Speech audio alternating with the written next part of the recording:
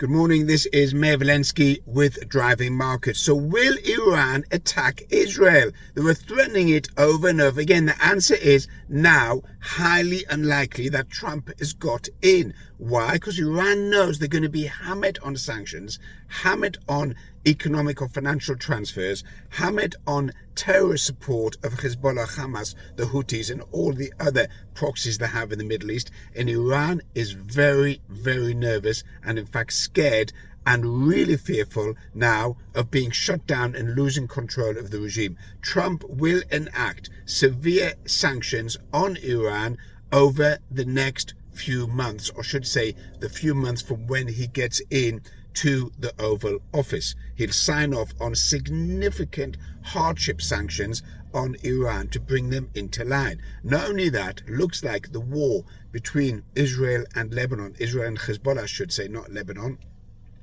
will probably come to an end with some sort of ceasefire. What Israel wants is freedom of movement in Lebanon to prevent a rearming of Hezbollah and having a setup of a situation similar to what it was on October the 7th, where Hezbollah was ready to invade northern Israel with 6,000 to 8,000 Radwan, fully armed, heavily trained, serious terrorists to take over northern Israel. Israel will not allow that to happen again. They won't allow the October 7th Hamas to happen again either. And that's what they're looking for in this immediate ceasefire. So as far as the Middle East is concerned, a lot of turbulence, a lot of change, but unlikely that Iran will attack Israel. However, Israel may take this opportunity before Trump or under Trump to attack the nuclear facilities of Iran and maybe the oil fields. This was probably an opportunity they'd been looking for, as a green light could be given by the Trump administration to attack the nuclear program in Iran. If that was to happen, there would be a short-term spike in oil and gold. Meanwhile, looking at gold, if you look at gold overall, since Trump's gone in, it's dropped more than 10% and could be moving down another 10%. Because look at the factors that have driven gold higher was inflation, federal spending, loss of confidence in paper currency or the US dollar, weakening of the US dollar, and obviously the Russia, India, China BRICS Accord that is buying in huge amounts of gold.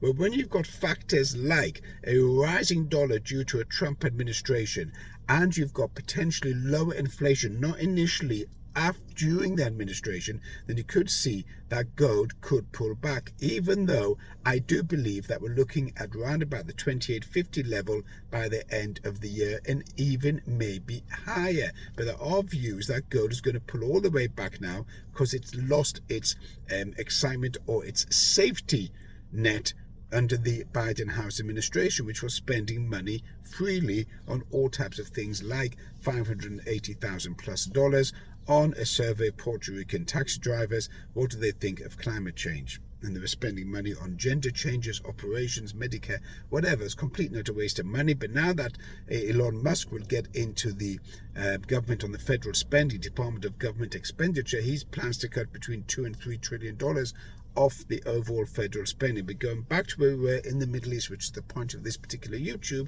is that it's unlikely now that we're going to have a situation that Iran is going to attack Israel. If there were, then there would be significant response from the Trump administration and Israel, and probably looking to wipe out the whole of the nuclear program and put that to bed once and for all. You can share, subscribe, comment.